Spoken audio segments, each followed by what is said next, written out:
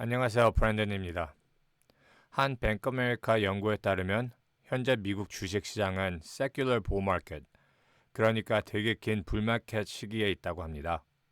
세큘러 부ll 마켓은 1950년부터 보면 한 16년에서 20년 사이에 지속되는데 현재 세큘러 부ll 마켓은 11년째고 연구에 따르면 현재 부ll 마켓이 2029년에서 2033년 사이까지 가는 걸로 예측하고 있습니다.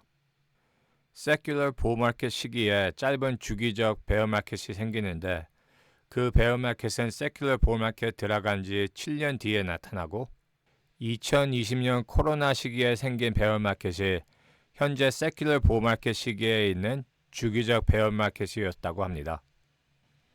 그러니까 연구에 따르면 지금부터 2029년에서 2033년 사이까지 주기적 베어 마켓은 없는 거죠. 진짜 2033년까지는 계속 올라갈 수 있을까요? 현재 세큘러 부ll 마켓이라는 것은 이해가 되는데 2029년에서 2033년 사이까지 주기적 베어 마켓이 없을 거라는 것은 좀 믿기 힘드네요. 지난 금요일에 S&P 500이 2년 만에 새 기록을 세웠습니다. 그래서 미국에는 새 기록이 불마켓을 확인시킨다는 기사들이 나오고 있는데요. 그러나 2024년 예측 영상에서 말했다시피 금융위기 시기에도 S&P 500이 기록을 세웠으니까 기록만 보고 불마켓이 확인됐다는 말은 맞는 말인지 모르겠네요. 이번 주는 S&P 500이 마이너스로 시작했다가 특별히 목요일 오후에 시작해서 금요일 주식 시장 닫을 때까지 많이 올라갔는데 목요일 오후부터 한 2% 올라갔습니다. 올해 S&P 500 총 수익이 플러스 1.54%입니다. 그런데 왜 갑자기 목요일부터 많이 올라갔을까요? 제가 못 본 소식이 있나 궁금해서 저도 찾아봤는데 이번 주에 특별히 그렇게 좋은 데이터가 나온 것도 아니고 오히려 데이터는 되게 엇갈리는 정보를 주는 데이터가 나왔습니다. 화요일에 나온 뉴욕 엠파이어 스테이트 매뉴팩처링 인덱스, 그러니까 뉴욕주의 제조업체 기업 활용 지수는 예측보다 크게 빗나갔는데요. 예측은 마이너스 5였는데 마이너스 43.7로 나왔습니다. 그것은 금융위기 시기 때보다 나쁘고 2020년 코로나 때 다음으로 역사적으로 두 번째로 나쁘게 나온 데이터라고 합니다. 코로나 때는 사람들이 다 집에 갇혀 있어야 되니까 제조업체 기업 활동이 크게 떨어지는 것은 논리적인데 지금이 금융위기 시기 때보다 나쁘게 나오면 경제가 좋다는 데이터는 아니겠죠.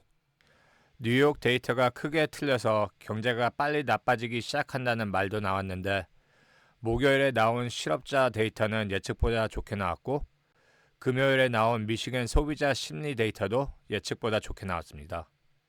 그래서 오히려 경제는 생각보다 강하다고 말이 바뀌었는데 그런데 주식시장은 이 데이터들 때문에 움직인 것 같지는 않고 야후 파이낸스 뉴스에 따르면 금리 인하 기대 때문에 주식이 올라갔다고 그러는데 일주일 전만 해도 연준이 3월달에 금리를 내리는 예측이 74%였는데 이번 주는 3월달에 내린다는 예측이 46%로 크게 떨어졌습니다.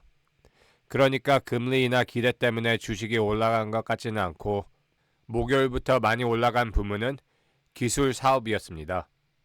어느 사람들은 TSMC가 AI 때문에 성장 전망을 좋게 발표해서 미국 주식시장이 올라갔다는 말도 읽었는데 그런데 다른 사람들은 TSMC 이익이 10% 감소했고 TSMC가 미국 S&P 500을 그렇게 크게 영향을 안 줄 거라고 하고 주식시장이 TSMC 발표 후 바로 올라간 게 아니니까 TSMC 때문이라고 볼 수 있는지 모르겠네요.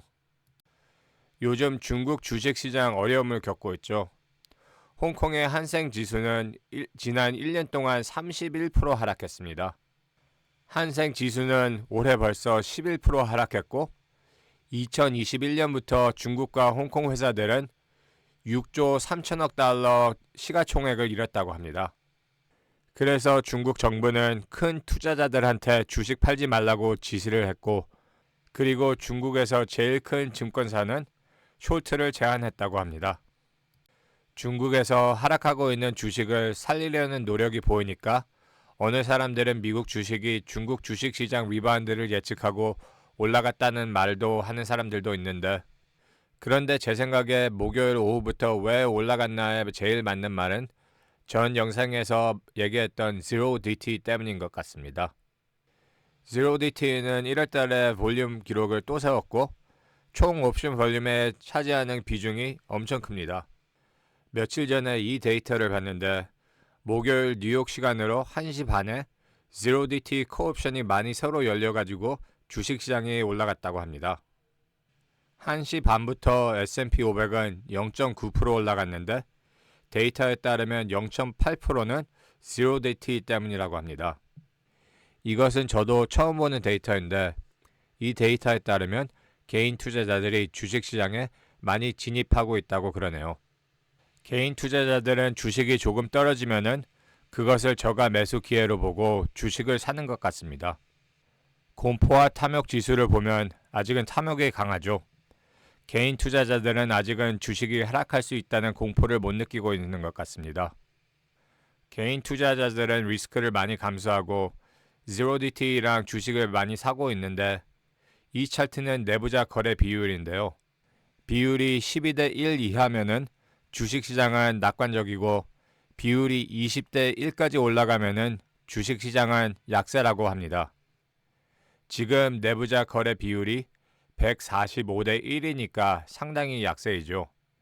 내부자들은 주식을 팔고 있는데 개인 투자자들은 주식의 공포감을 못 느끼고 있네요.